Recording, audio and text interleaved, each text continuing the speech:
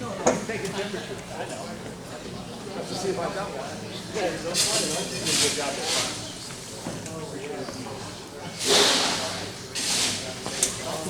You're good, you're I good. know what was it? 98.4. That's high. So it has to happen.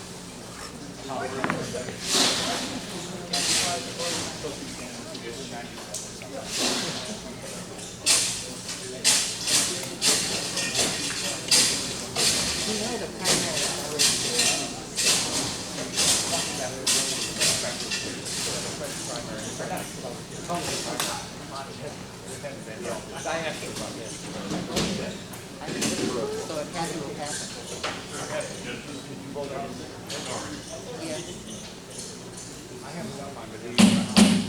I don't know the exact date. The regular town council meeting on Monday, June 15th, 2020 at 7:30 shall commence. Please stand for our prayer of pledge. Let's go ahead and pray. Just like our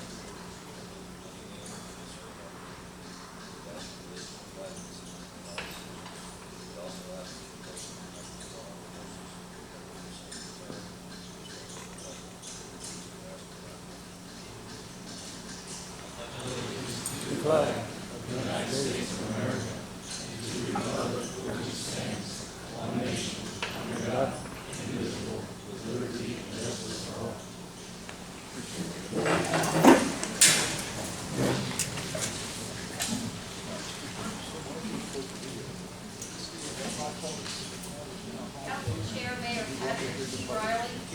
Vice Chair Steve Ribbit. Here. Council members Grant Hall. Brian Bale. David Scardino. Here. Danny White. Here. Town Manager Matt Stinnett. Town Attorney Paul Ball. Town Planner Todd Mowry. I'm the Town Clerk Treasurer Debbie Franklin, and for the record, we are at the Malabar Fire Station, and the Malabar Fire Chief Mike Foley is also here.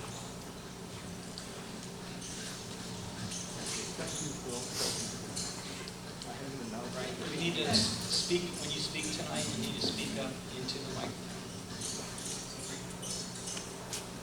All right, do we have any additions, reasons, or changes to the agenda?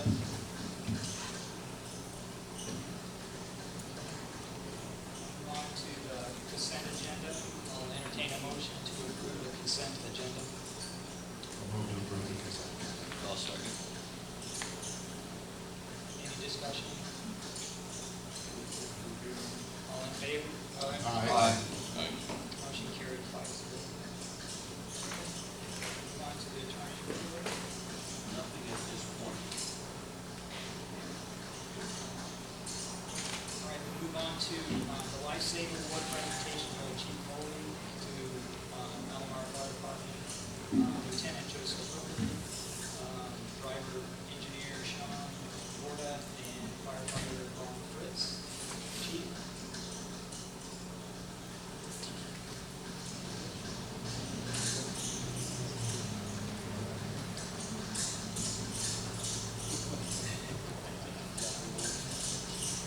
Busy politics.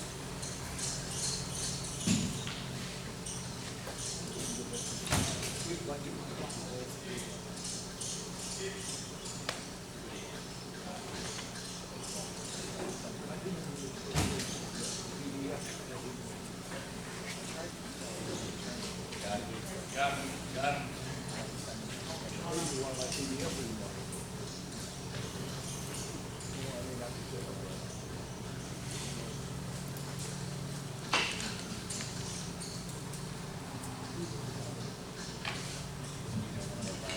Chief Mike Foley, Malabar Fire Department.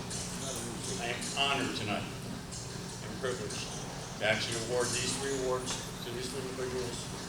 This is the highest honor that you can receive in the fire department, the Life Safety Award.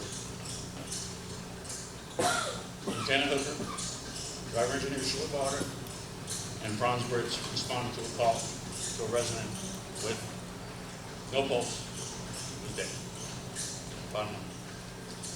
Their heroic safety and CPR brought him back. So it's my honor to present Lieutenant Joseph Hooker, Sean Borda, and Franz Britt, the Life Safety Award. Lieutenant.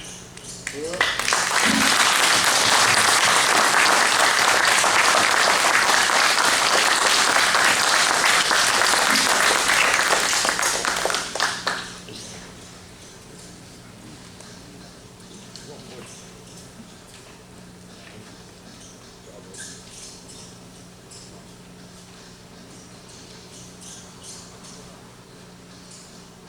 Town of Malamar Certificate of Appreciation presented to Lieutenant Joseph Hooker of the Malamar Fire Department, and recognition for his recent heroic actions that resulted in the saving of the life of the Malamar.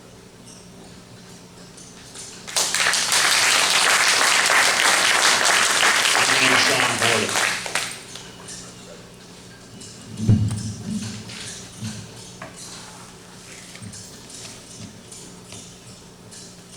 Town of Malabar Certificate of Appreciation presented to driver engineer Sean for his from the Malabar Fire Rescue Department for recognition of the recent heroic actions that resulted in the saving of the life of a Malabar resident.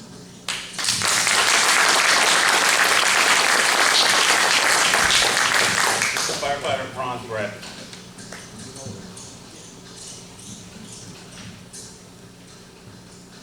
Town of Malabar Certificate of Appreciation presented to firefighter Ron Fritz of the Malabar Fire Rescue Department in recognition of his recent heroic actions that resulted in the saving of the life of a Malabar resident.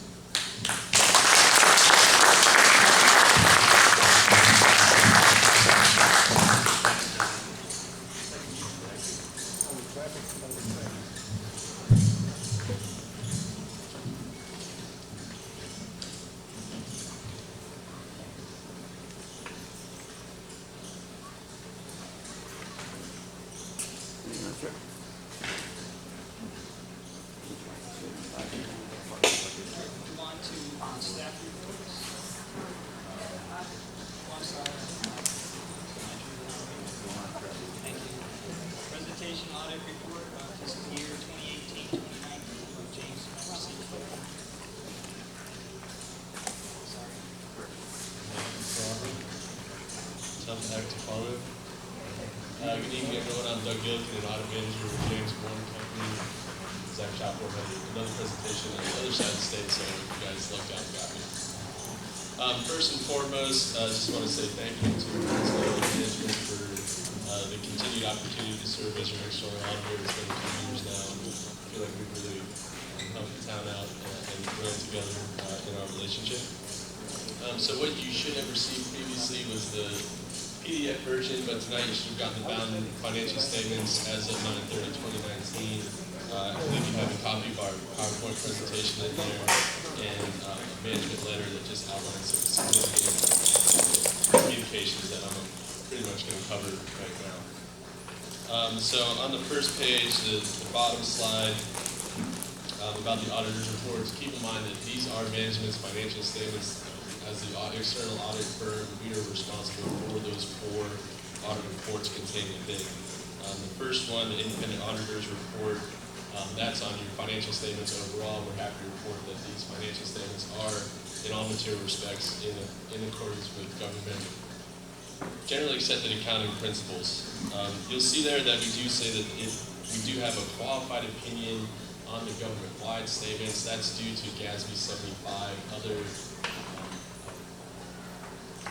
OPEB, other employee benefits.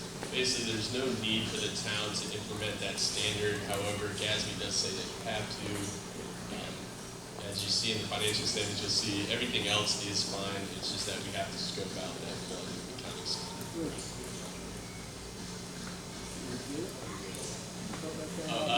It's the governmental accounting standard board. They are the standard setting board for government accounting. They issue all the official guidance that we have to follow. When this standard came out a couple of years ago, we sat down with management, and I think we had spoken to a few of you guys and basically came to the conclusion that because it is a theoretical liability on these financial statements, there was no point for the town to do it at this time. The second report is your report on internal control and compliance. As part of every audit, we have to gain an understanding of the town's internal control. We are happy to report that there were no material weaknesses, significant deficiencies, or control deficiencies related to the town's internal controls. Third report is the Auditor General Management Letter. As you can see, no current year comments, and we're happy to report that the 2 prior year comments were corrected during 2019. And then lastly, the independent accountant's examination report. The Auditor General basically requires us to look at your investment policy, both the state statute and your local investment policy. You have to report that you guys are in compliance with both. Second page, top slide, just a quick look at the numbers. Keep in mind that these are as of 9/30/19, so we're almost 9 months beyond that, so try not to belabor it. But you can see we've provided a 3-year trend of the general fund. You can see pretty much moving in a positive manner. I would highlight the unassigned balance there, going from 982,000 to 1.1 million this year. Great to see that.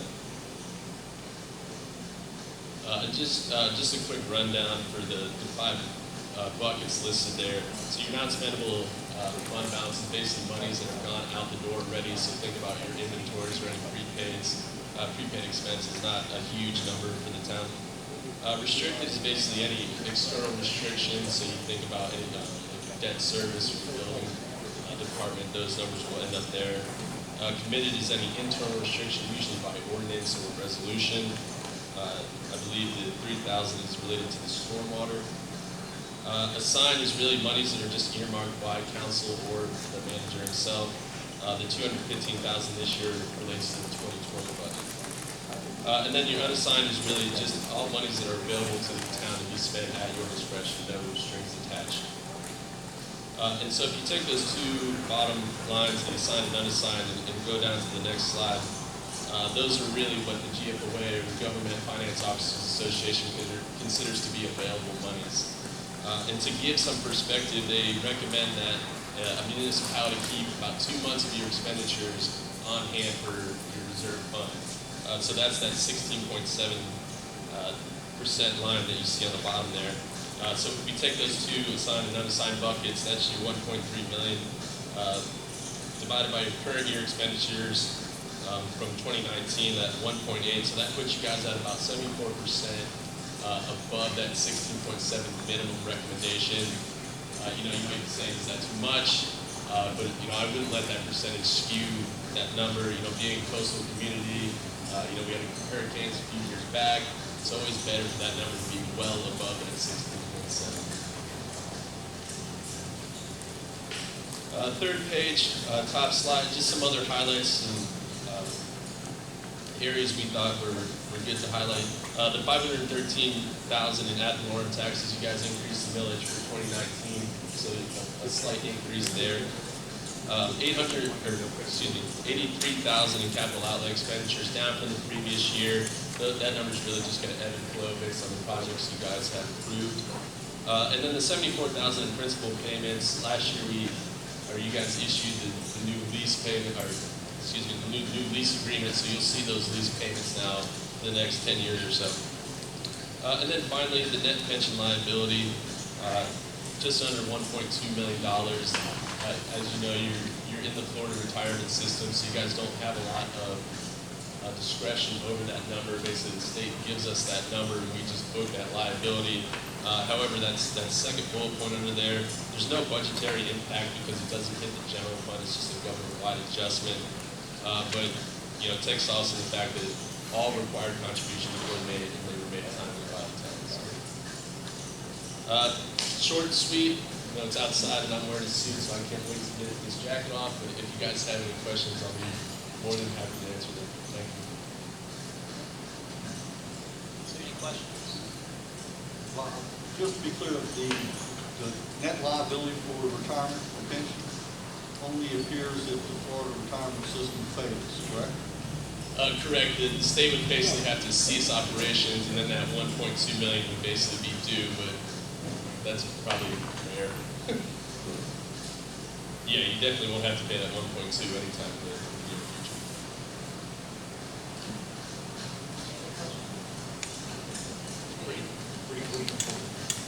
Yeah, like I said on the audit reports, other than that Gatsby 75 carve-out is clean audit report. Like I said, we cleaned up those 2 prior year comments. We didn't have any new comments this year, so definitely a good year. And thank you to Debbie and Matt and Richard for helping out this year.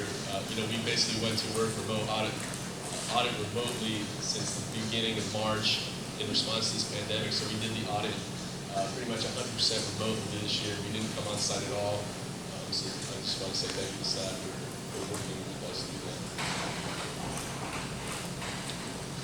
Thank you very much.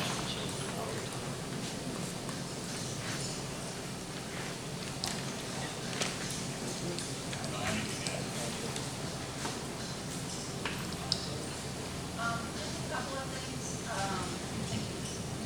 If the ordinance is adopted, 2020-05 on its second reading on July 6th, then the qualifying period for the elections this November will be from July 28th through August 11th.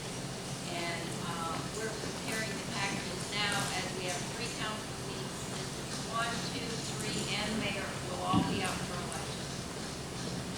There's also a tentative date for the first budget workshop for June 22nd. At the beginning of the year, I give you a tentative list of meeting dates, and this kind of kicks off the budget season. And we look to you for some guidance and direction on what you want us to focus on. So we have that scheduled for June 22nd at 7 p.m. If that's okay, we'll go forward with it and wait to hear your priorities at that workshop. That's all I have.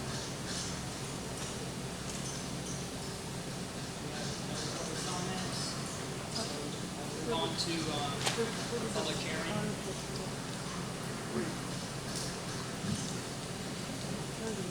He never passed his down. Before we start the public hearing, I would like to ask Get the his town attention. lawyer a question. Councilman Scardino and I attended the planning and zoning meeting concerning this ordinance as a public hearing. I wanted to make sure that we follow the requirements for a legislative public hearing about attending the P&Z meeting. Is there anything that I need to be discussed on? Let me, you did say that this is a legislative hearing. That is correct. This is not one of those quasi-judicial hearings I counsel you on periodically, and we don't necessarily have these. I mean, the last one we had was the board, and that was a similar issue. But anyhow, the issue of whether or not your attendance at the P&Z meeting creates any issues, well, the only way I can answer that is by asking you a question. Well, and probably Mr. Scardino as well. And so this is the question. Fire away. No, not yet. I won't fire yet. I'm not going to fire anything.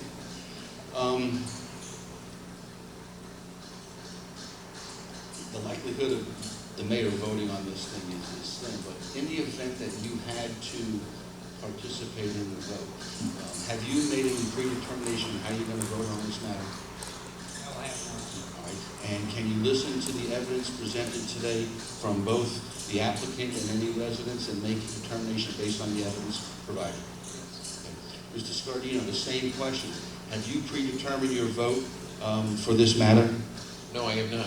Okay, and can you sit here and listen to both sides of the argument and make a determination based on the evidence presented? Absolutely. Okay. With that said, Mayor, then there's nothing more that needs to be done in that respect. Okay, that's fine.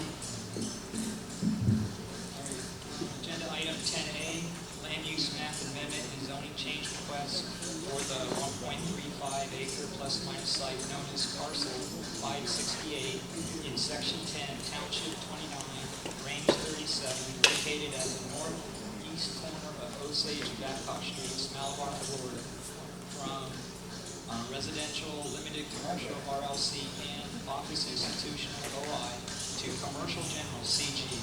The applicant is Mr. Henry Warren, representing the property owners Phoebe Stag, LLC, and this is ordinance 2020-03. I, as the chair, read the title as a request. The ordinance is a formalization of the request. The public hearing is the request to change the land use designation and corresponding zoning designation of this parcel. After the presentation in the public hearing, I will ask for an on the ordinance. This is Robert's Rules of Order that we use as a guide in handling public meetings. The land use and zoning change was heard as a public hearing at Planning and Zoning on June 10th, 2020, and the Planning and Zoning Board voted 3-2 to deny the request. I'd like to call Mr. Warren up.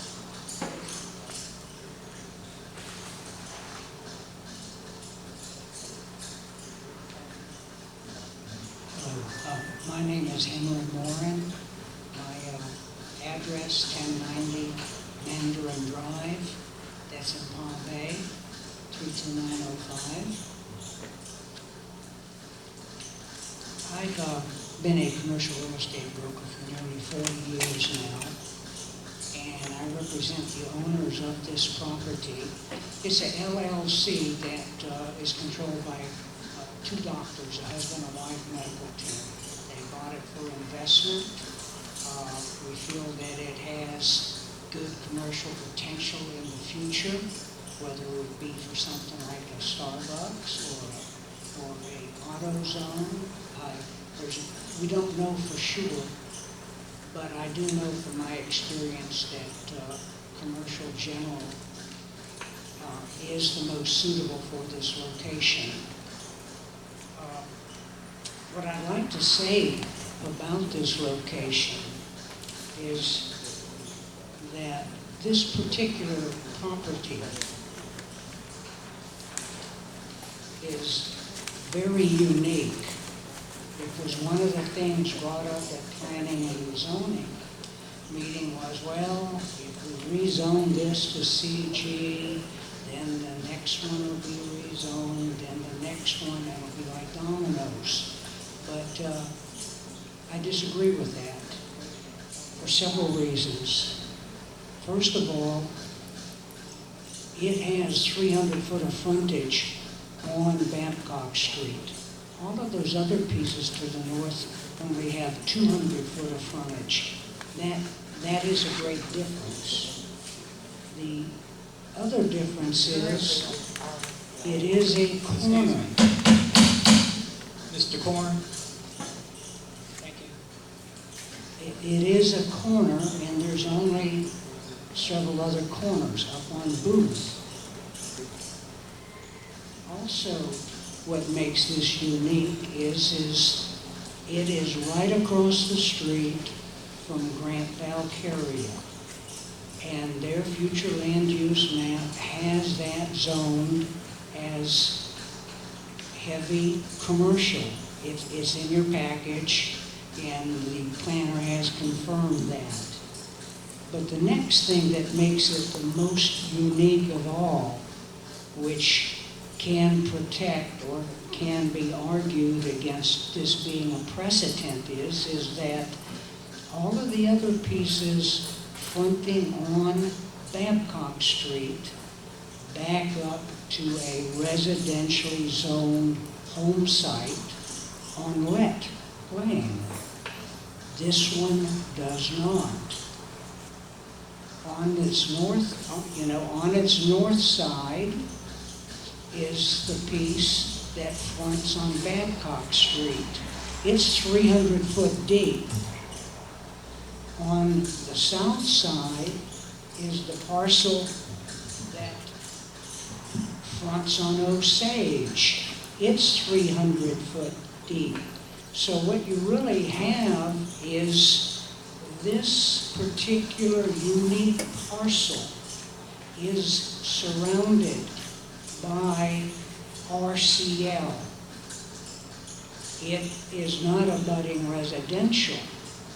The RCL that surrounds it is the lower grade of commercial. It acts as a buffer surrounding this piece. This is the only piece on Babcock Street of that nature. It's unique. So when you take all those, in my opinion, and from the facts of my past experience, this property is ideally suited for commercial general. And the fact that the town has created created that classification makes me think we need to find some spots to place it.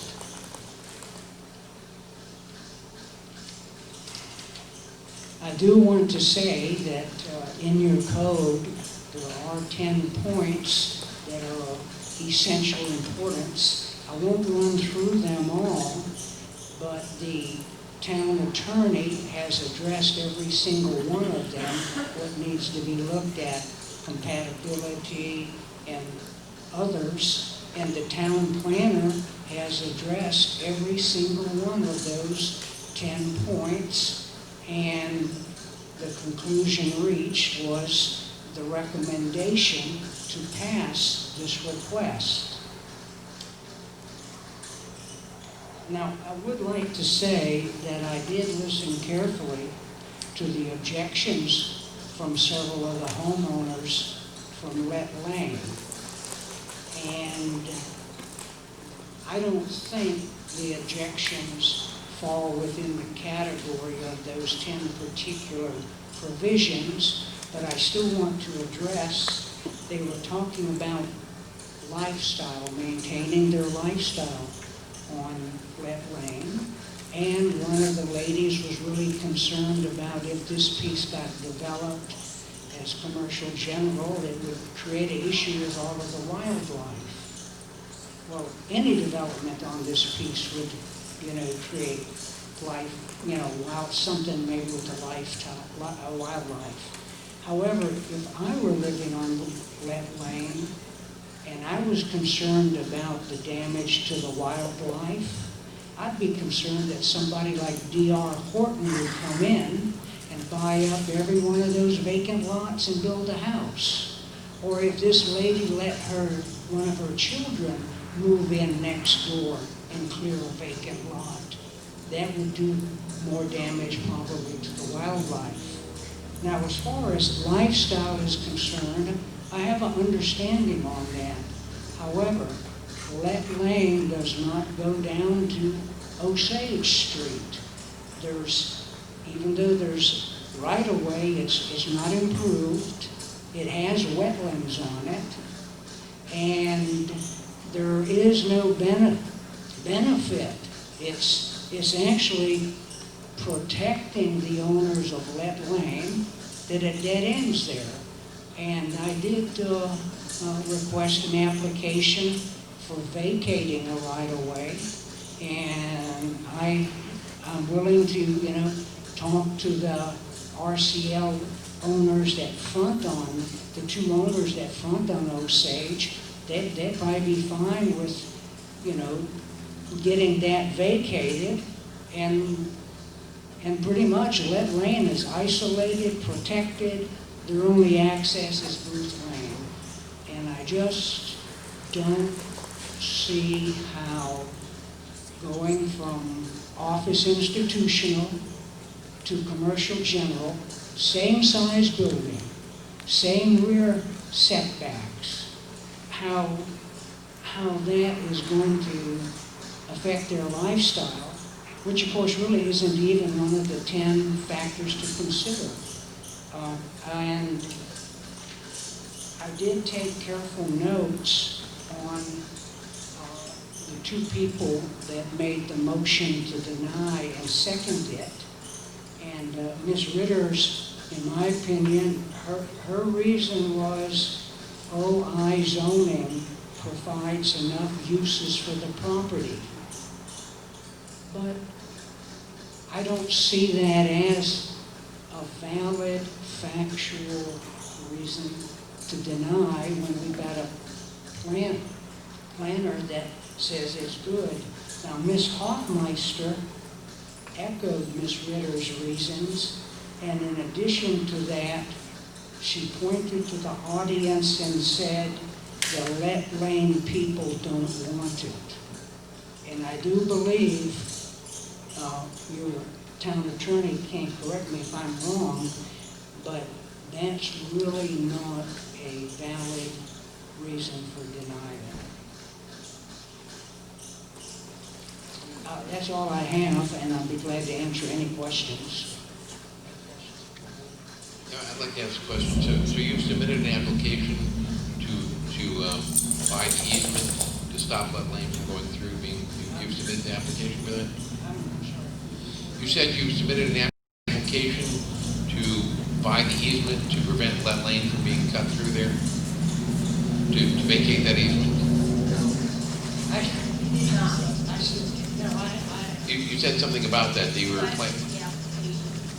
I requested a copy of the application and paperwork to vacate that lane. But you didn't submit one? Just to see what it looked like, see what the procedure is. Why do you ask? You were mentioning something about vacating that easement, that you requested an application for it. Is that something you were planning to vacate that easement? Well, it's not an easement, it's a right-of-way. Mr. Right-of-way. Yeah. I don't really think that I have the authority or right to be that applicant. I would think that the wet lane homeowners that you say you represent would be the ideal body to go before council to get it vacated. That's who I think. And if I lived on wet lane and I wanted to keep my privacy and my security, I would be glad to pony up my share of the vacating fee and get it done. Now, I will help the owners on wet lane by contacting the two lots that are next to it. I think one guy lives local and the other guy lives out of town. I haven't talked to him. You said something about an auto zone. How much light? How much lighting is there in an auto zone? I didn't say we were going to put an auto zone on. I said that kind of zoning would allow an auto zone. Okay, but I'm pretty sure that your code covers lighting. All city codes do. I'm just asking you if you knew how much lighting. I don't know. So you don't know what the owners are planning. The owners, what other developments do they have? The owners have they built service stations? Do they own service station properties? No, they don't. What kind of properties do they own? Do you know? They own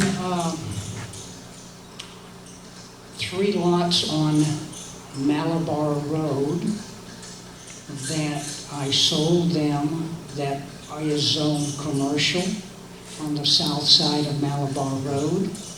But I do want to make it clear, real clear. These owners are not in the trucking business. They don't own land where trucks are parked. They've got nothing to do with that. There is no temporary use to do anything like that, Mr. Scardino. Do you know what they have developed before? They're doctors. So they haven't done any development? That is correct. They're just buying the land for future...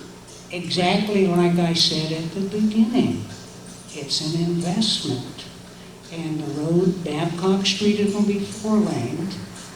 And eventually market forces will come out and decide what should be there, whether it's a Starbucks, an ice cream shop, a restaurant, whatever.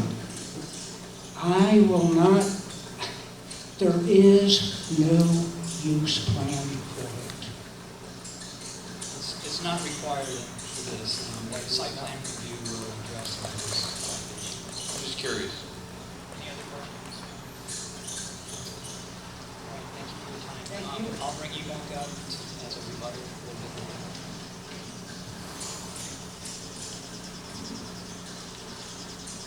All right, I'll move on to the staff comments. Okay. All right. Okay. Go ahead, Todd.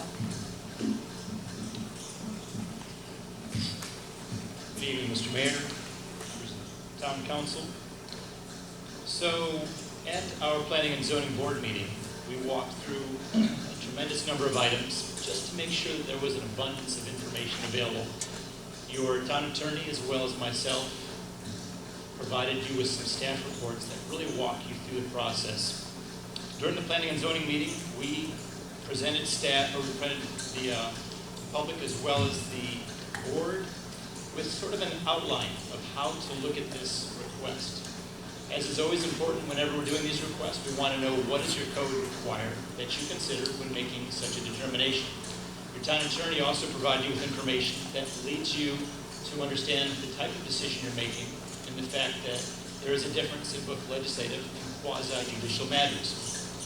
It determines then the type of evidence that you're looking at when you're determining these types of situations. For this particular case, we have two items you're being asked to look at. One is the land use and one is the zoning. For the land use, we have a RLC, residential limited commercial land use. The request is to go to commercial general.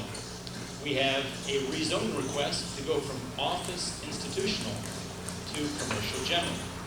You'll remember, we went through this entire process of looking at all of the land in that area, the entire town to be specific, and whether we were going to make any changes and modifications.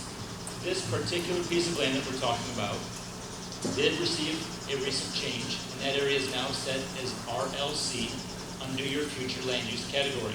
The zoning did not change. It remains as OI, but what could happen is that somebody could come along and ask to change the zoning today from OI to RLC, and that would be in line with your comprehensive plan. So whenever we're looking to make a change, you want to make sure that your comprehensive plan is in place first, and then your zoning matches. Those two go hand in hand. So for this, the applicant is suggesting that they want a commercial zoning, which you have 4 commercial zoning categories.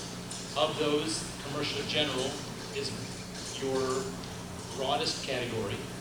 That particular category is what they are seeking, but you currently already have what is considered to be one of your 4 commercial categories. So there's some people that have said they'd like the land to remain vacant, they'd like the land to remain in the state that it is. Well, as we know, it is currently zoned for certain types of uses. So Carl can go into the legislative versus quasi-judicial elements as it relates to your decision-making and looking at that. What I want to focus on are the fact that your code does provide for 10 standards that you're to consider. The report that both myself and your town attorney outlined go into each of those and shows you how the applicant either meets or does not meet in these particular areas, and then we come to a conclusion on that. For this particular case, we looked at the surrounding area in particular. We want to look at the compatibility, we want to look at the capability, and then the consistency. We take all those 3 things and we generally, from that, are able to come to a staff recommendation that provides you with a professional opinion on how to go in this particular area. For this, I want to talk about some of the uses in particular. OI. So if the zoning is OI, office institutional, what does that mean? How different is that from commercial general? What you're going to find is that both the OI and the CG districts allow you to have the following uses. All of these uses you can have in both districts. Community facilities, churches, civic centers, parks, business professional offices. You could also have medical, you could have veterinary clinics. The general, commercial general district would provide you with general retail sales, storage, restaurants, and plant nurseries. Those are really the only additional categories you're able to get.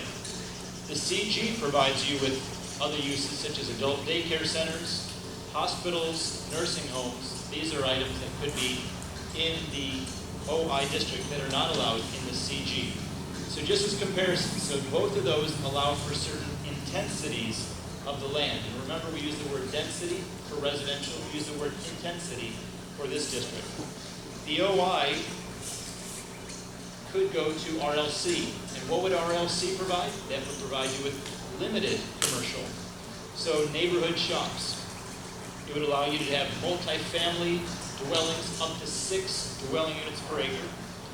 It would also allow you to have commercial uses that are 4,000 square feet or less. So just as an idea, you think about how big is 4,000 square feet.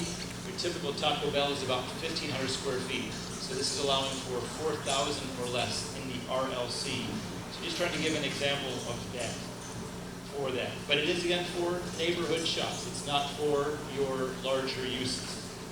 Now the particular application that we have is for a limited site. It's not for a series of lots pulled together. It's for one lot.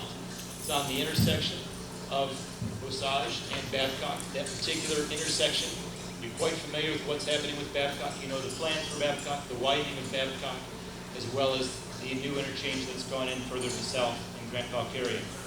So as we talk about things and uses, over a period of time, there will be pressures for either yourself or for future councils to look at, I'm sure, uses of land.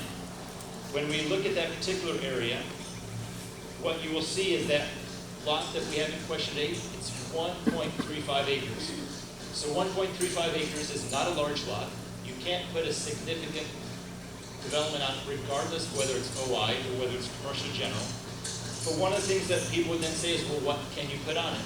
We talked about the uses, but what's then important is the dimensional setback requirements as well as the lot coverage requirements.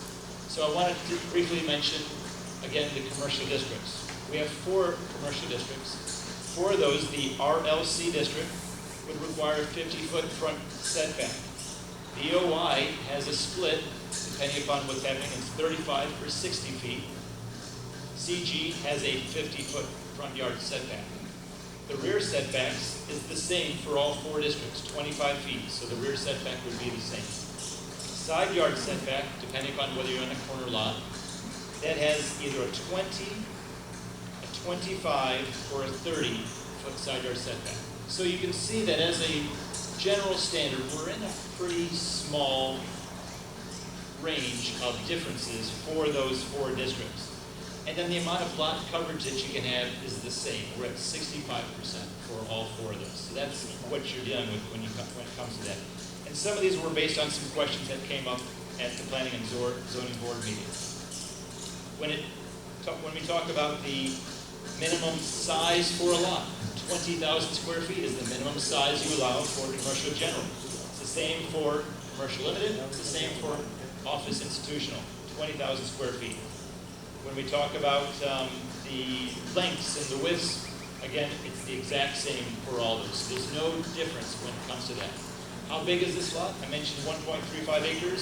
It's about 195 feet in width, which this lot is more of a north-south lot. So it's about 310 feet north and south.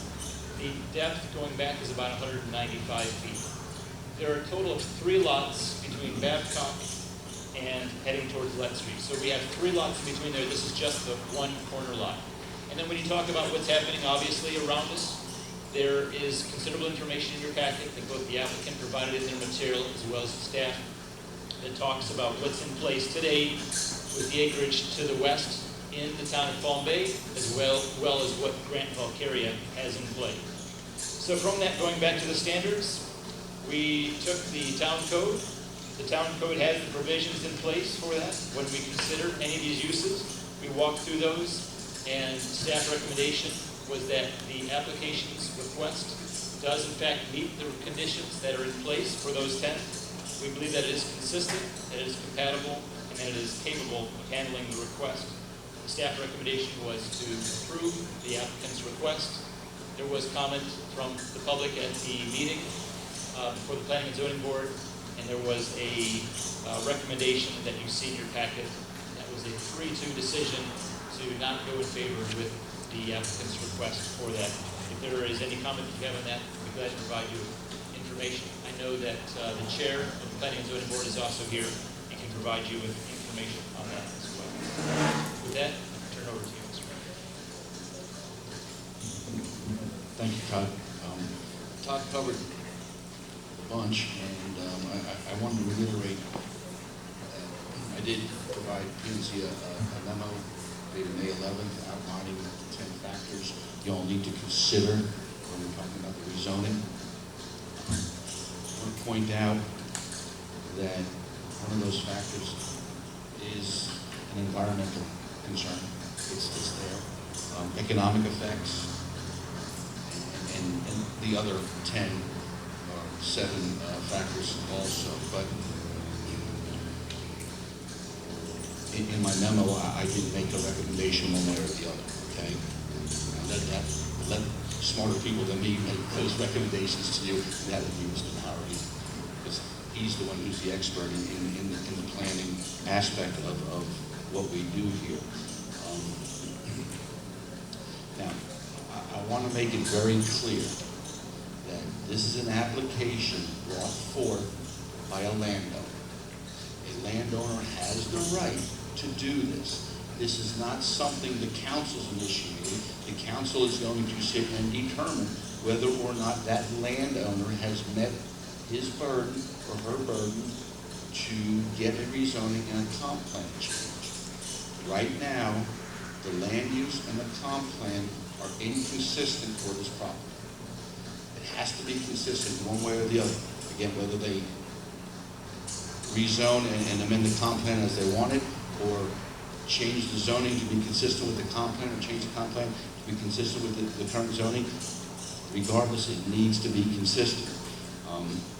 Now,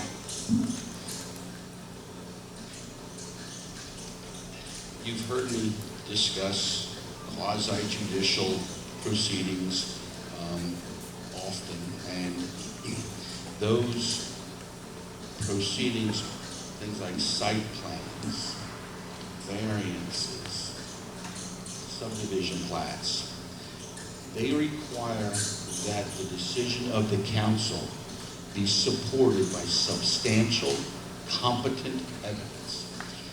What does that mean?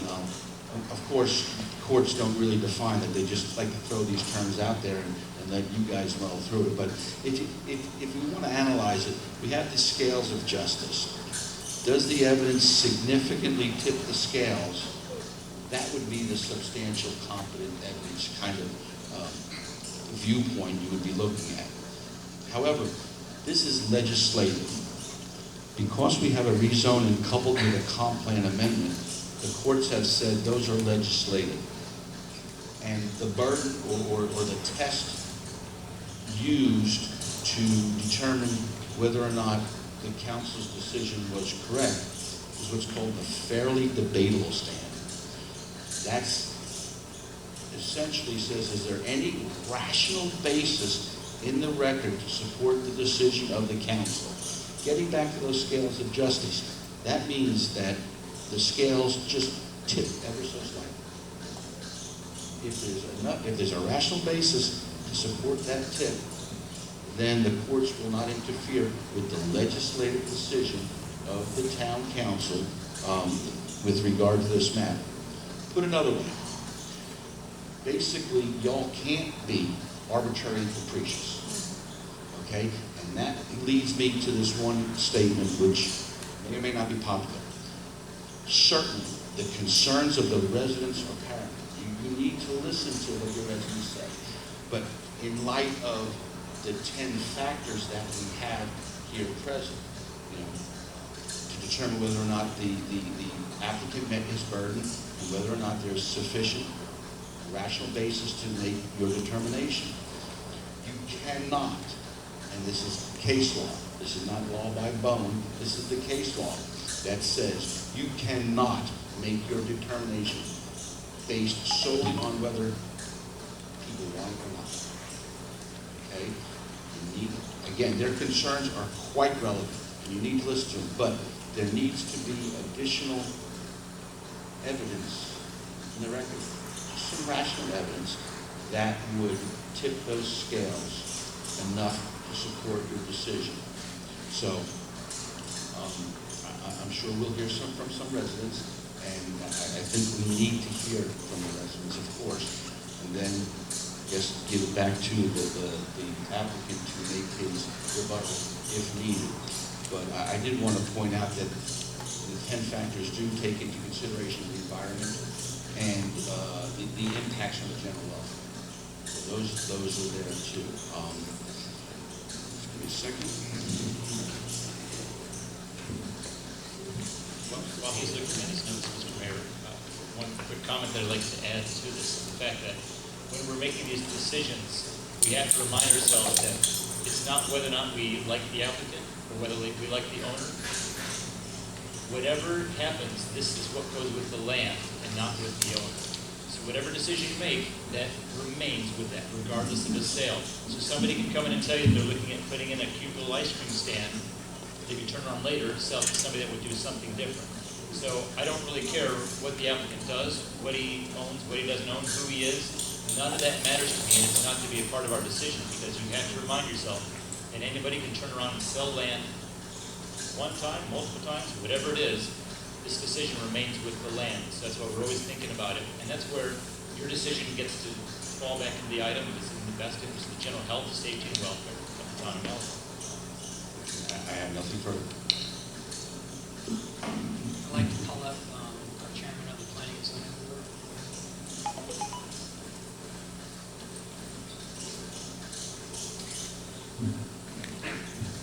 Wayne A. Bear, 2530 Rocky Point Road. I will present a brief summary of the highlights and discussions we had with planning and zoning. Many of them have already been said tonight, so I'll skip those. And as was mentioned, Babcock Street is going to be 4 lanes south of Malibu Road. As you've heard, the staff was favorable to the rezoning. Even the town engineer, as was mentioned, he was favorable as well. There are no homes within over 700, 800 feet as a profile from this site. Many residents of Lett Lane came up and spoke, some quite passionately. And the thing that struck me, and maybe I'm just weird, I'm going to keep to that. If you live on Lett Lane, as you heard earlier, it does not connect to Osage. There's a big wetland development that put a road through there and be a major investment or something. So they have to go north on Lett Lane, then they go west on Booth, and then they have to go south half a mile to get to this site. So when you talk about it, well, I won't editorialize, I'm supposed to summarize. And like I said, all the other things have already been said. Any questions? I got a question. So you're saying a rural residential could never be turned into commercial?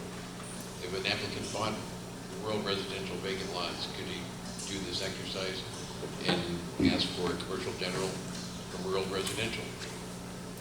As far as I understand, you live on RR65. No, I'm just asking, could that be done?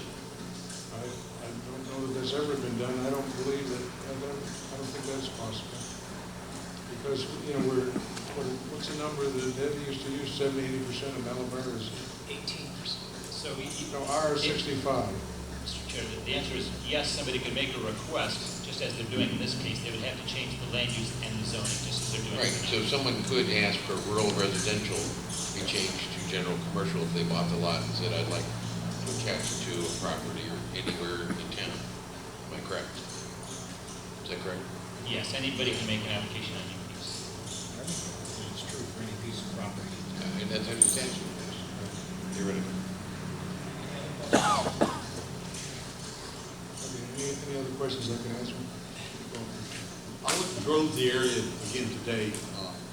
It's one of those areas I remember when the first time I heard about Lett Lane and went and drove down there, I didn't even know it was part of Malibu because it's on the other side of 95. It's like a little street to itself. You know, somebody called it West Malibu.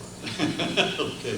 Anyway, and I understand their concerns here, and I really don't want to go down a painful road again. I'm still smart from the last time.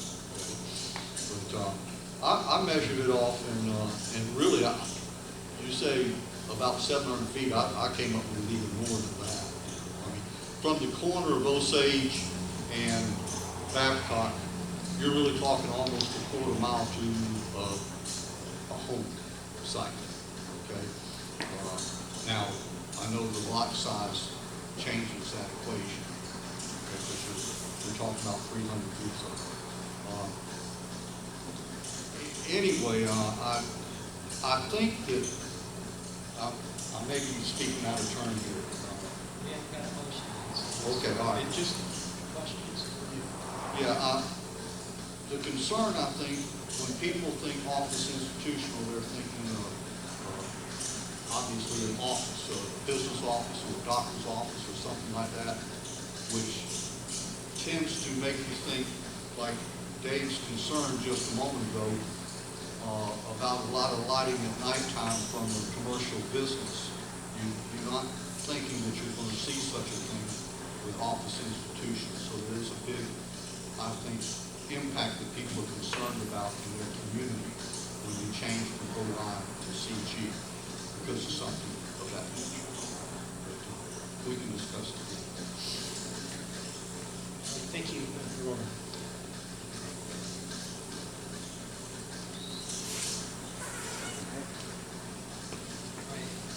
I will now open up the public hearing, so please raise your hand, and I will call you as I see you. But I did get a card from Charles, so if you could be the first one out.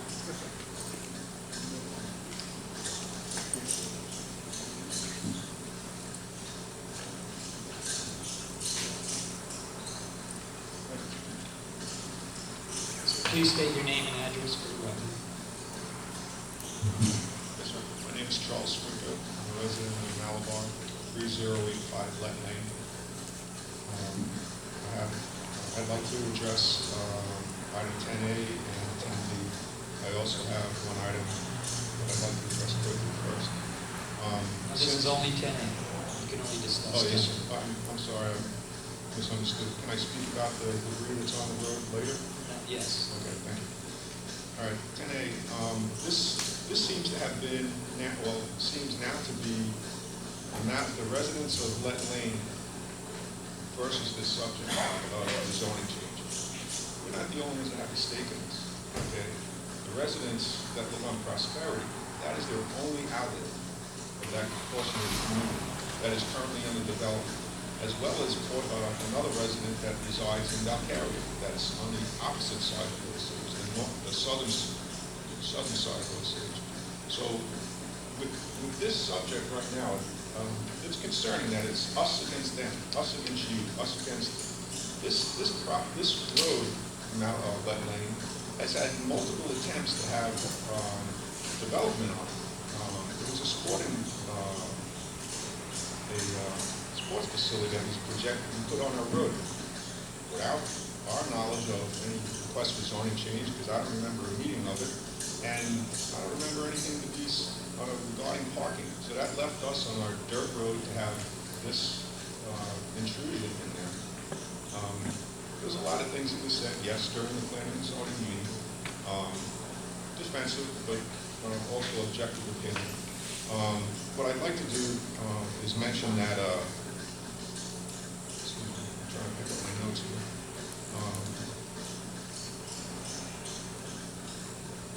Again, the current zoning identifies that, and it was mentioned in the planning and zoning meeting, the current zoning will allow a buffer to the community. Now, the location of that property, regardless if you can throw a rock that far, how far the crow flies, there is development that's going on. There's a property adjacent to it on Osage that is currently cleared by the owner, slowly been occurring. Okay, if that individual likes to put a building on there, that's his beer, or regardless his issue. And also today we do have residences, people from Prosperity here tonight representing their portion of the community. Yes, we've been moving forward to bring them into this situation and to make them aware of the impact of what's going to transpire. Now, again, it constantly is brought up that Let Lane needs to use boot to get out. Well, there's already been an incident where the two properties on Let Lane were projected for construction of homes. They subsequently were turned into wetland, identified as wetlands, but 800 feet of Let Lane was cleared of those wetlands to support that. Now, So this can happen again in the future, all the way through to Prosperity, all the way through to Osage, which will give a total opening of that community. Yes, properties to the north are identified as commercial, a lot of properties north of Booth, adjacent, in conjunction with Let Lane. So in that effect, we understand that there's going to be commercial development in that area, okay? It's identified in the maps, okay? What our concern is why change the zoning at this time with no projected business to be put on there? Yet, they want to change this for future development. Now, we're not going to be privy to that, and as you mentioned, yes, sir. Okay, the other thing is, I don't know who brought up West Malabar, but it seems if we're going to be West Malabar, it's going to be West Malabar Commercial District. And we're surrounded by it, we understand that. We're just hoping that you take in consideration what the planning and zoning board mentioned, and they can put it down 3-2. I'll just leave it at that, with your conscience. You have it. Thank you. Anyone else? Mr. Moore? You have 5 minutes.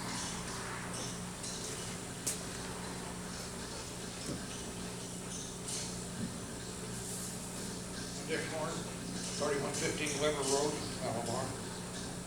I've been a town councilman, and this is in the district that I serve, District 4.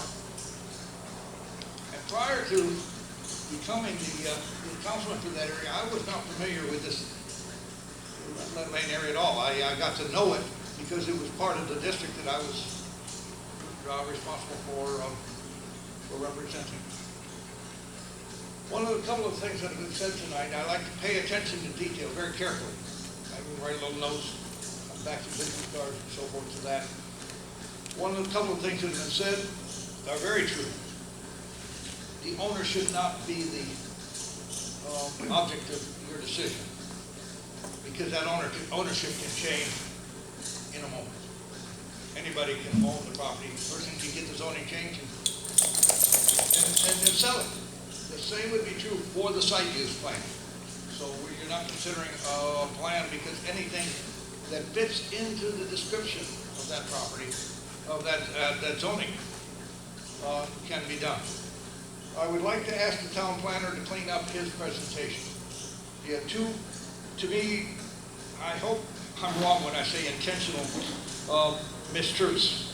He said you can have 6 units on an 6 residential units on a RLC thing. You cannot. You can have 1. RM6 is the zoning required for six units.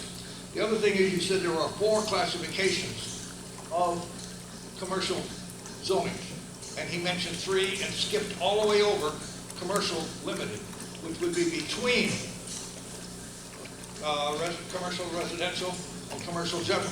Commercial limited, and I got the staff to provide me all of the paperwork describing the provisions of that.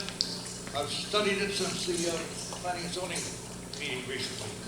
I know there are some similarities between commercial general and commercial limited, but there are some differences. And to me, the major difference is the size of the building.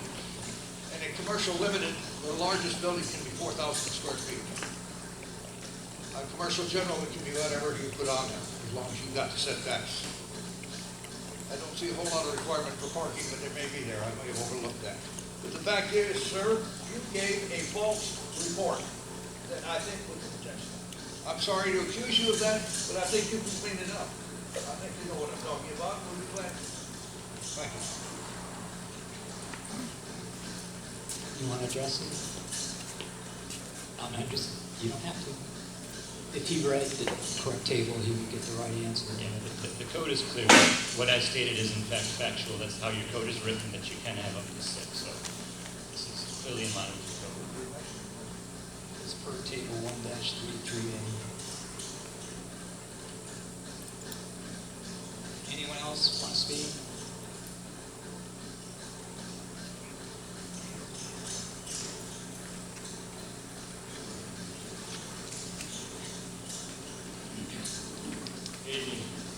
My name is Sean Potter. I reside at 2950 Let Lane, in Malvern Fort. My wife and I lived in Melbourne previous to this. We bought Malabar because of the way of life that it was. It's rural. And I want to thank this gentleman here because I've seen on my street twice in the last year. I haven't seen anybody else see what it's actually like down that road. When you turn off a Booth Lane onto Lead, it's a whole different world. It's what true Fort is about. That was the way of life of what Town of Malabar was brought to me. That's why I bought the Town of Malabar. Was I can let my kid outside, I can let him run down the street, not to worry about a car running over him. He's a boy. I don't know if all you guys were out climbing trees as a kid, but I know I was. I was fishing in ponds wherever I could find. That was what I want for my kid. I want to race him the same way. Because the town of Melbourne is overrun so fast. And I think the mayor had an issue recently here with rural residential living in Malabar. That's what we stand for. That's what we should all be fighting for, to keep it that way. And I think by changing that rezoning of that land, it's going to change the whole dynamic of that street for future to come. And I think it'll be for the worst. So I'd like to find you yourself to think about and deny that, because I feel it's going to be the worst thing to do for the town of Malabar. Thank you. Anyone else want to speak? Public hearing is now closed.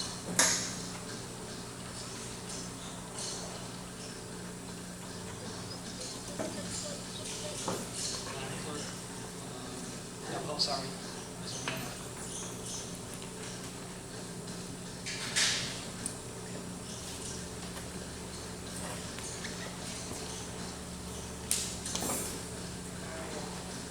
I'll be brief.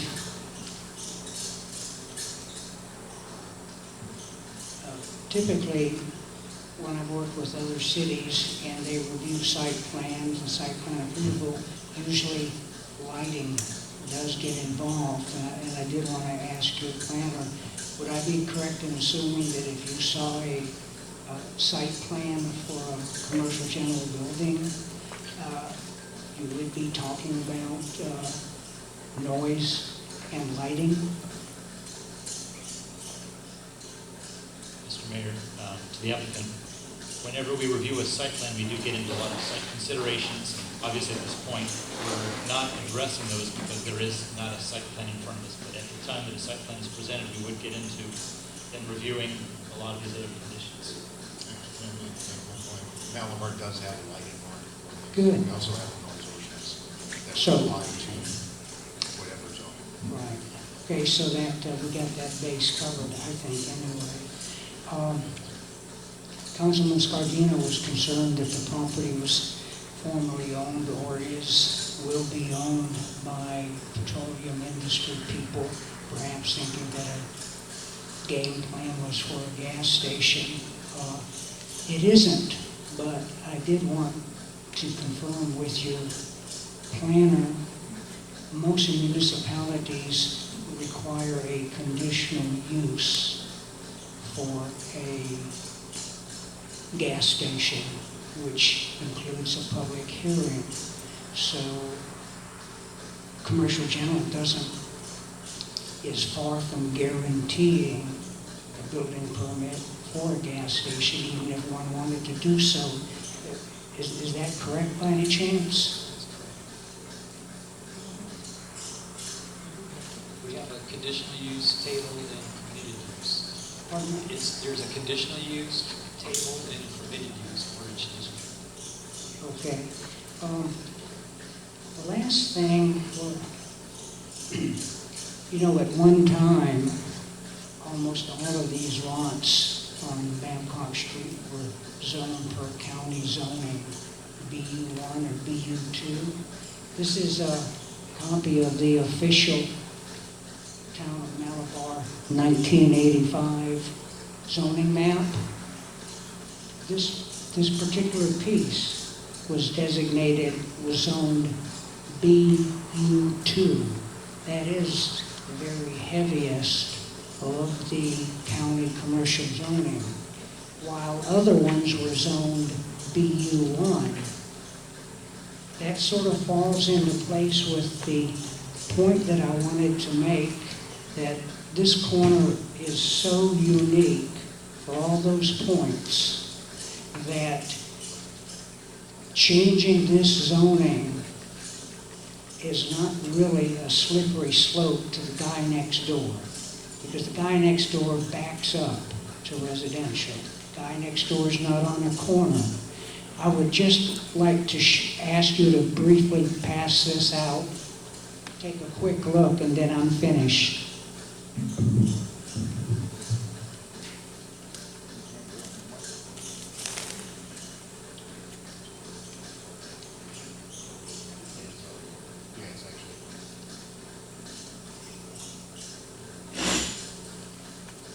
That once again shows how this lot is actually surrounded by RCL. The RCL is actually a buffer on this particular property.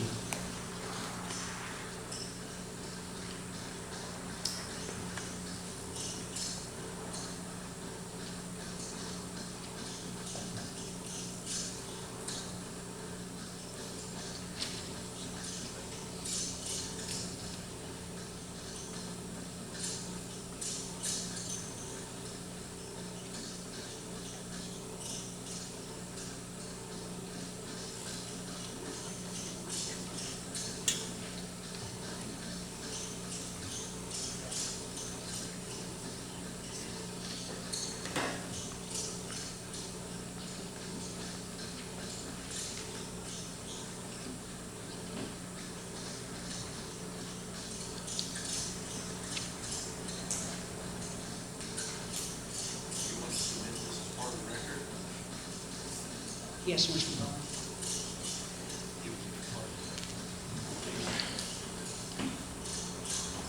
Okay, thank you.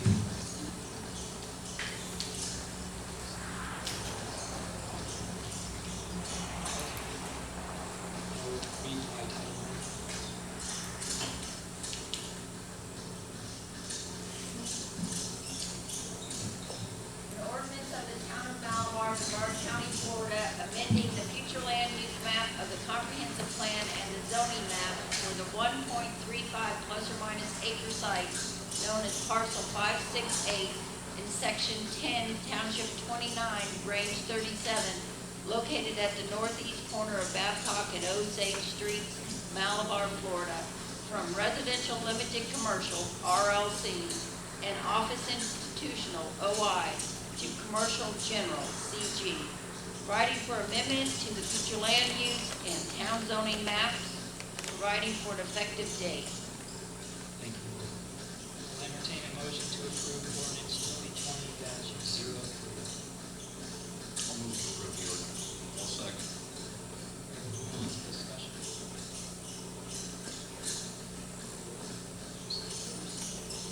Yeah, I'd like to talk about, what I'm concerned about in changing the density of the development is that I don't care what the plan was from 1985. I guess that we're living in 1985 and we're living in 2020. What I'm concerned about is noise pollution. I'm concerned about light pollution. The highway already brings to that neighborhood a tremendous amount of noise, and further intensity of commercial development will bring additional noise and sound to that area. So I mean, those are considerations. I mean, it's not rural when you guys live on a street that's probably quiet. Okay, not you. All right, not you. Well, Danny lives on the street maybe that's quiet, and maybe a couple of them. I know. You live on a street that's quiet. The original intent with Grand Valkyria, with the heavy industrial, the planners actually said that they wanted to have a buffer. That's why that was designed as a buffer strip, to have something that would be less. I guess Grand Valkyria is going to have something pretty intense on the other side of it. So what's going to buffer that? There's already a lot of noise. So that the that strip was designed to provide a buffer strip for the residents of that area. And that's really, you know, I mean, aren't they entitled to everything everybody else? I guess if they're West Malabar, they're not entitled to it because it's West Malabar, commercial district. So.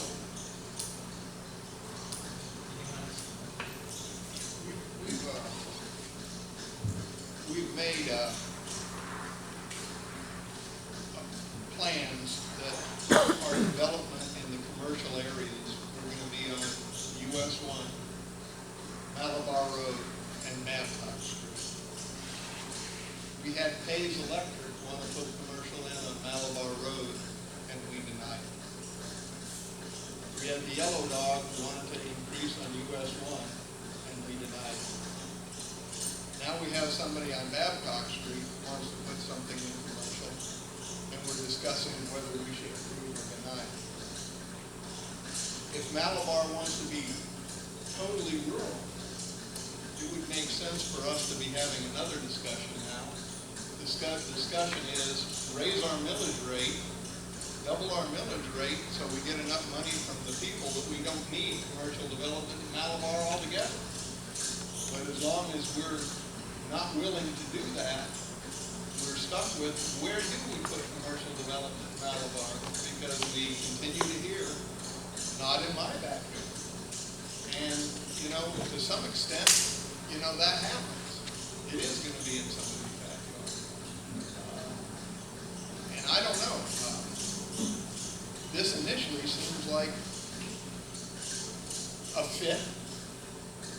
We're talking about Babcock Street being 4-lane. We're talking about, I'm sure that if we looked at both Grant Valcaria and Palm Bay, their plans are to capitalize to some extent on that frontage on the road for their tax base. And I'm kind of concerned that every time we have a business want to come into Malabar, we tell them to go away. On some side of the coin, I can see some reasons for it, but I don't know that we have a better fit than this for what we're talking about doing. Please correct me if I'm wrong. I just want to make two, just not, we are required by the state of Florida to have a commercial district. So that's the reason why we do that, according to our comprehensive plan. And number two, we approve the US 1 Motorsports from RLC.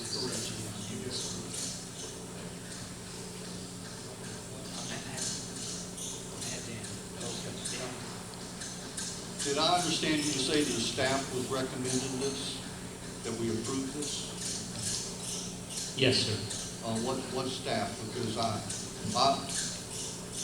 know our town staff gets accused of being for zoning changes when really it's just their obligation to present it to us when the request is made. Okay?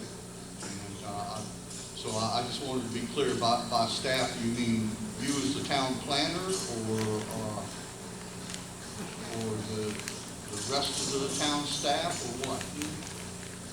It's in your packet. I did call out the packet. Yeah. Yeah, when office staff receives the application, we initially go through and make sure the application packet is complete. We make sure that the zoning that they're requesting, the zoning that it currently is, the land use that they're requesting, the land use that it currently is all correct in the application, and then go through both the comp plan, future land use, that's chapter 1, and in the elements of your comprehensive plan, and also in Article 12 of the Land Development Code, and make sure that the 10 points that the planner referenced and the attorney referenced have been met by some reasoning by the applicant. That is the basis that staff then, office staff, submits it to the professional staff, which is our attorney, our planner, and our engineer. They provide feedback for us, and we provide our comments, professional staff comments, to the applicant and to the Planning and Zoning Board. The agenda report summarizes the office staff's background and what we've done in bringing the package to either the P&Z board or the council. And then as attachments, we list the professional staff's recommendations. So it is an embodiment of all of that. It's office staff, professional staff, that our information. And if you look at our duties as the staff for council and for the boards, that is our job to do when we accept an application, is to make sure it's complete, make sure it's accurate, and then make sure that either the P&Z board has all the background and reference material that they need to see what we've provided, and then provide the professional staff's recommendations as well. Okay, that was one question I had, because the Planning and Zoning Board voted against doing this, correct? Okay, all right. And as it's explained to me, I think we set ourselves up for this almost every time, especially to those of you that live on Let Lane. You're going to be fighting battles into the future, because Babcock is it's a state highway. When they full lane it, my son lives down Babcock, turn right on Elmer, he lives right there, he's worried about what's going to go in there. But, so we don't change the zoning, but we change the planned use. And then we're constantly confronted with zoning requests because it does not jive with our planned use. Okay? If you recall, we only did half the job. Okay. And what it was is if you want to go to RLC from Milwaukee, then you come in and make the application, and we can't stop it because we've done half the job already. They just do the formality. And I realize that with the issue that we have with Yellow Dog, I was accused of not having any skin in the game. And I look at it, and I truly don't. My little district is all rural residential, and it's beyond me that anybody would ever try to change that in my lifetime, okay? But the rest of you are going to be confronted with this stuff on a constant basis. And I apologize to you, Steve, because I voted to change a zoning issue in your district a year ago. And here we were only talking 300 feet, and here we're well further away than that from the residences. But I look at it as office institutional, and why was it office institutional to begin with? Because I think at that time, they must have considered the residents of Let Lane and what they wanted to deal with their own background. And so I hope everybody can support this. Grant pertaining to the use, this is just speculation on the owner's part. There is no application for it. We can't consider that either. This is just an investment. I hear you. Can't hear you. Well, my floor is but anyway, the intention of getting this rezoned is for investment, for financial gain, speculation. So anyway, and also just reviewing, that's better. Reviewing the evaluating the proposal per the 10 questions that we have in front of us. The conditions, and you have to remember I can't really hear you now. Okay, we most recently reviewed this, and the flume is not very old at all. So all of that was taken into consideration when we did the flume. We left it open so that the people had a choice of what was on the flume, what was on the column, giving people more options to do. And as far as looking at the standards, I really don't think we need to change it. We need to leave it the same. We spent a lot of time getting to that decision, going through the flume, and I think we need to hold our ground on that. And in reviewing the 10 standards, there's quite a few that it's not consistent with. Yeah, you know, the owners wanted the zoning and land use change for speculation. Okay, it doesn't matter. Said, for that. I mentioned that as well. So, you know, again, what's appropriate? What's appropriate? Your plans one. If we don't want to have commercial development, and we still want to have services, you know, we don't have to. That's the choice. Do we want to pay higher taxes, do the residents want to pay higher taxes, or do we want to have some level of commercial development? That's the choice. Maybe we should put it on the ballot. And contrary to that, we do have commercial development right here in its current state. We have OI, the option of OI, we have the option for us, which is commercial. Much of our commercial is, our commercial zoning is not economic development, so by keeping it a low intensity commercial development, that guarantees that there will be commercial development. But again, if that's what we want to do, you know, fine, then we should probably go against this change. If we do want commercial development, you know, let's not just say that, let's actually, you know, put the machinery in place to make it happen. That's our choice. Any other discussion? We'll do roll call vote, please. Councilmember Ball, Aye. Councilmember Vale, No. Councilmember Ribbit, Aye. Councilmember Scardino, Nay. Councilmember White. Hey, Motion fails 3-2. Another meeting, the first Monday in July will be the second reading of this.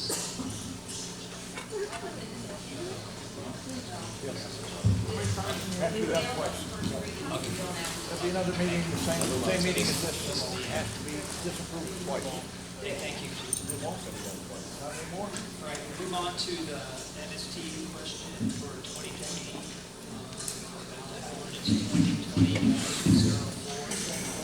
Please read by title. An ordinance of the town of Alomar, Brevard County, Florida, calling and scheduling a periodic election to determine if the town should continue to participate in the Brevard County Municipal Service Taxing Unit, MSU, for law enforcement, providing for the manner in which such election shall be conducted, establishing the form of ballot for such election, and providing repeal and an effective date.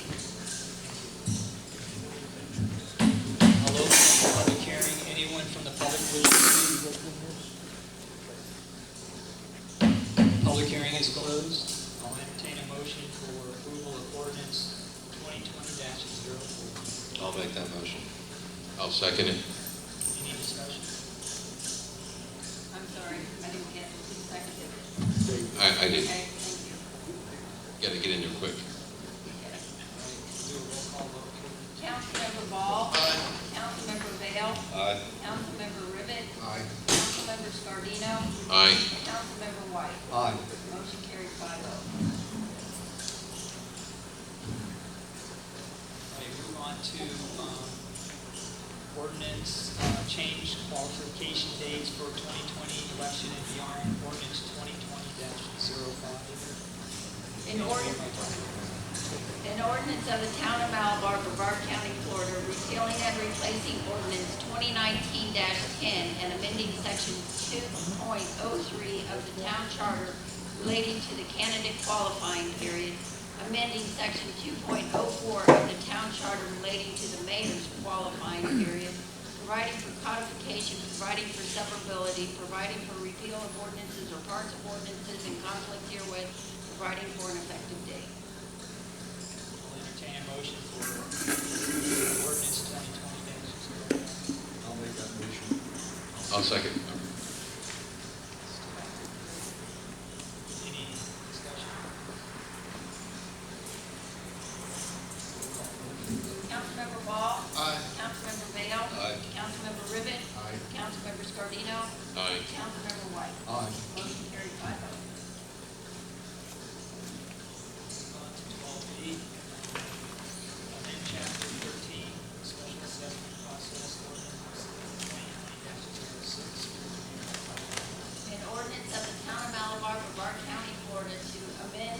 13 of the Code of Ordinances, providing for a cost share in the paving of improved and accepted dirt roads that have met the requirements for a special assessment in section 13.52, subparagraph 2B, providing for a new subsection 13.52, subparagraph 2C, providing for the funding source for that cost share, providing for severability, codification, conflicts, and an effective date. Entertain a motion for approval of ordinance. I'll make that motion. I'll second it. Any discussion? In reading it, the only thing I see is that it is funded by the TIFT money, but there needs to be some sort of statement in there regarding that when the TIF monies are gone. I think it says that pretty clearly. Doesn't it say only TIF money? Yeah, only TIF monies, but go ahead, David. If I can offer some, when we come to you on the 22nd of June and ask for your priorities and your direction to us, we're going to tell you what's in the TIF fund, and you're going to say, okay, allocate X number of dollars in this next fiscal year, 2021, and that's what it'll be. So if you want to budget it all, fine, tell us that, and we'll budget it all. If you only want to budget a quarter of it, or a half of it, or any other percentage of it, you give us that direction. And then for each year, as applications come forward, we will be able to share in this cost share as long as the funding is there. If the funding's not there, then people might have to wait for the next funding cycle. It says right here, the cost share portion of the town shall be contributed by using only those funds available through the TIF.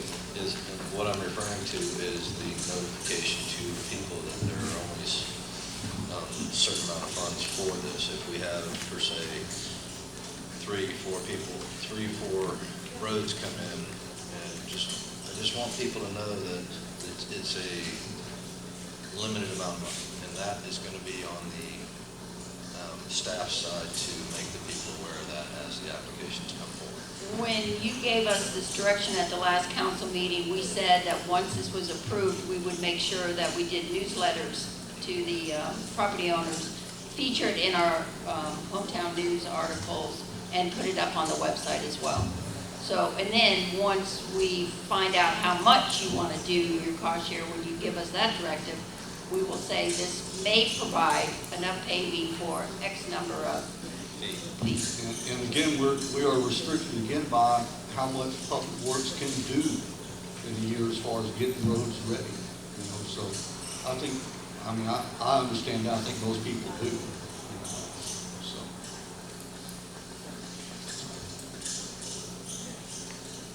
All in favor? Roll call. You ready? Councilmember Ball. Aye. Councilmember Vale. Aye. Councilmember Rivet. Aye. Councilmember Scardino. Aye. Councilmember White. Aye. Motion carried 5-0. Last, acceptance of audit of fiscal year 2018, 2019, resolution 09-2019. Please read by title. Resolution. Oh, it's a resolution. 09-2020. A resolution of the Town of Malabar, Brevard County, Florida, providing acceptance of the annual audit report provided for fiscal year 2018-2019 by the audit firm of James Moore and CPA, and providing an effective date. Entertain a motion for approval of 09-2020. I'll make a motion to approve. Any discussion? All in favor? Councilmember Ball. Aye. Councilmember Vale. Councilmember Rivet. Councilmember Scardino. Aye. Councilmember White. Aye. Motion carried 5-0.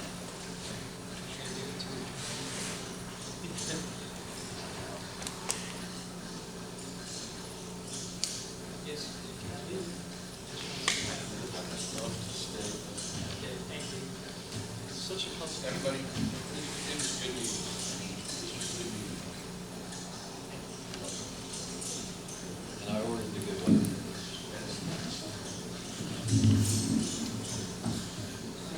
Move on to town's method to share information with residents, property owners, and businesses. We're going to talk about the quarterly mail, continue on the town news. Received an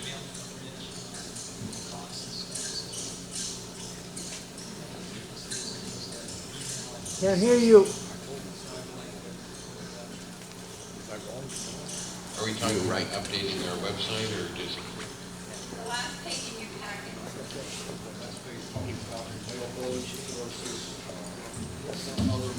Oh. Talking about going with Electronic. electronic means versus, Do most people, I think most people use, could we find a way to give it to people on their iPhone?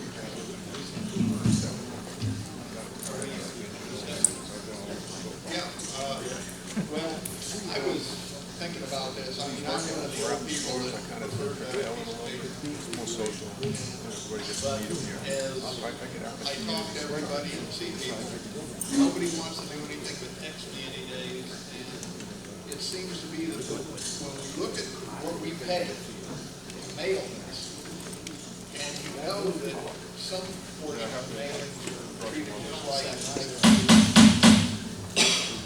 just like the mail that you get that you don't want, it just goes in the trash. Each one of those costs about $1 for us to send out. So if we mail that out, it costs about $1. If we put it in the hometown news, sorry. Mr. Korn, this is your second warning. Thank you. If we put it in the hometown news, then everybody has a chance to get it, but it's still, you gotta get it up at the post office. Well, there's a lot of people who live in Malabar that don't use the Malabar post office or come by town hall. What percentage of people do you think either have an iPhone or a computer to get to? Well, that's what I'm saying. I think I'm on the side that says that I think we ought to be doing this in some manner electronically. It's the same amount of work for the council, for them to produce it. And now everybody will get it. It's either got to be in the town website or electronically or something. And that's what I would push for. Well, it might not be clear in this memo, but what Richard provided you was that once the proof is received back from Hometown News, okay, we upload that to the website. And you have an option on the website to subscribe to certain things. If you only want to know when the agendas come out, you can subscribe to that. If you want to know when the news comes out, you can subscribe to this. So you can get beat when this is uploaded. In addition to going to the post office or town hall and getting a hard copy. So,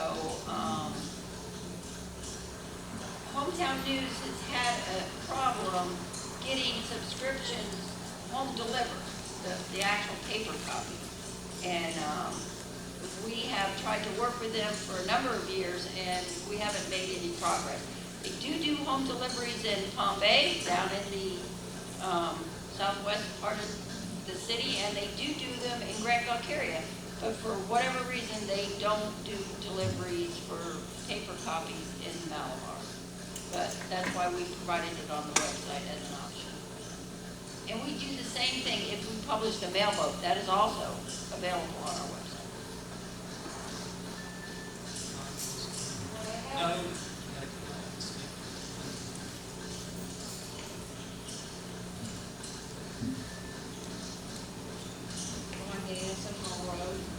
Can you hear me? Don Danielson, Hall Road. What I have found is that I don't ever get any notification of its availability on the website. I am subscribed to everything. I get things sporadically. I usually get the agendas very regularly, but I have never once gotten a notification that the mailboat or the Hometown News articles were available online.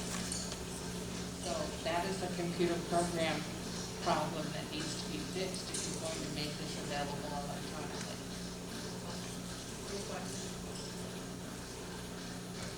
I think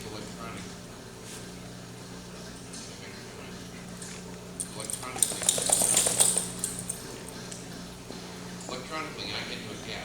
I was an old paper guy. Everything paper, and I can barely, I can only do a Google search until I had to learn how to use the phone and the computer to get people to communicate. And I think electronically, either through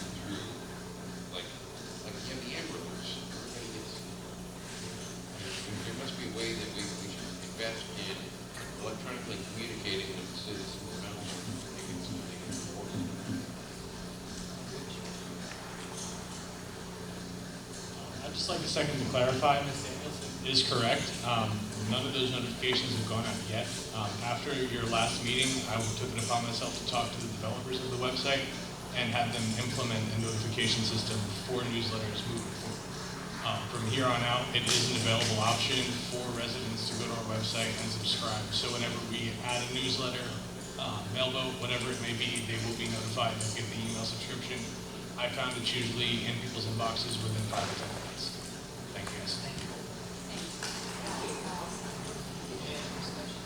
Well, I think Steve brought this up last meeting about dispersing this information electronically instead of the costly method of publishing mail.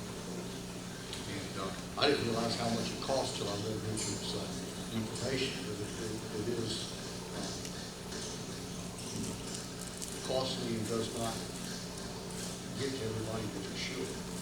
And I really, until saw the information on Hometown News, I didn't know how few of that got out also.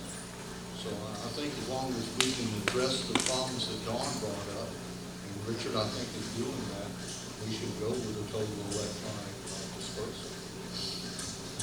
There needs to be some type of small advertising campaign out there to let people know. I mean, some people subscribe to it. I don't know how many people we have subscribing now, but I feel there's probably a lot more people out there that need I think we should have a transition period. Yeah, that need to be informed that it is electronically available. Just some method, be it one last paper form or an annual paper form. That way they at least see it. Some means of communicating to them. I was thinking that we could do something like, we're used to doing a mail out. And don't do a big mail out, but do just a little brief mail out with, a couple little highlights, maybe a one-page mailer instead of a big one, to save us some money. And address that from now going forward, and that might have to be done, one time, and then 6 months later, another time, to make sure that everybody had an opportunity to get this. I agree with something like that. Susan Shortman, 2240 Ivy Lane. I think it would be very effective to put a notice that this is the new policy and that it's available on Nextdoor. That reaches a lot of people. And the more people we get involved in government, the easier everybody's job is. My other comment, and I'm sorry, but when I don't come to council meetings, I listen to the council meeting on tape. You cannot hear you. When I was in the back of the room, I could not hear what you were saying because you weren't close enough to the microphone. The volume needs to be up. I know I had trouble listening to your last meeting on the tape. I couldn't get the volume any higher on my phone, and it was almost lip reading. So please be aware of that and speak into the microphone. Thanks. Next step would be, yes, we put it as an July. Make a decision, we can make a decision.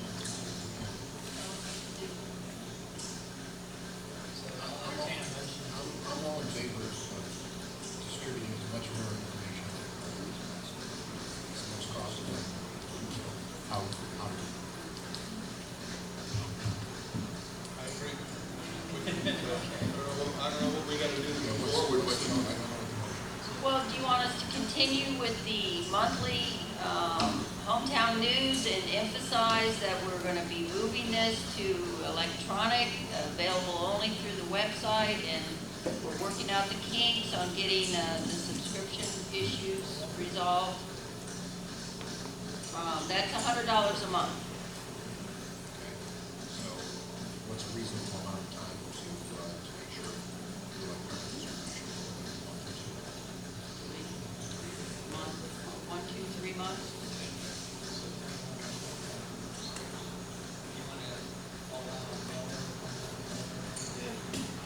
Not like Grant said, I feel the Semize version of it mail vote. And I don't know if the mailing's any cheaper.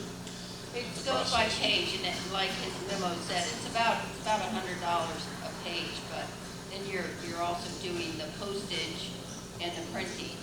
And in the past, data management donated the printing part of it, but, you know, we haven't done it in a while. I don't know if they're still in a position to donate that, but we're still talking about $490 in postage, somewhere in that I neighborhood. think some people are used to getting that, and they need to, be informed by that at a minimum one more time. And then garage sale signs, the little signs on the side of the road, you see them all over in other communities highlighting their website or their means of communicating with them. So just like I would like to see something that I think Don Danielson hit on the point that would actually increase people looking at it. You know, and I think if it's going to your home in an electronic media, it will. And I think we need to speak it up, get some signs out for it, and put it on, you know, wherever we can get it out to. And I think that if it's coming out on a monthly basis, let's say, because it is easier for staff to do that in a once-a-month thing than going on electronic media, I think it'll be something that'll be looked for. And if it comes out sporadically, you don't think about it. But if we know that the middle of the 15th every month, we usually get this coming to us, it'll be something you look for and something you'll plan on seeing. So,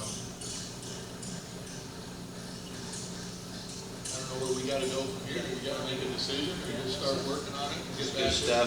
give staff direction as to where we want to go is the question for staff.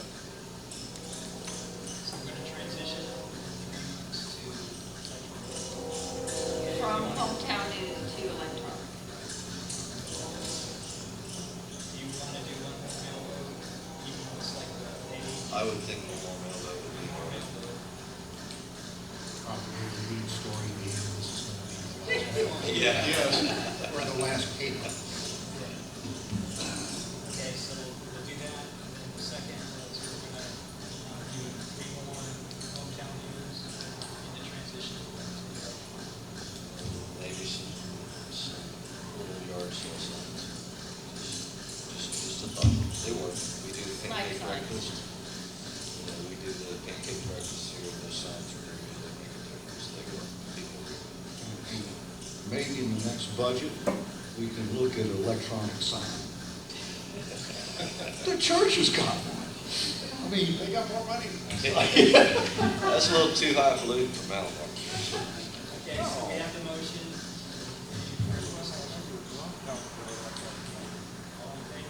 All in favor? Who can take care of it?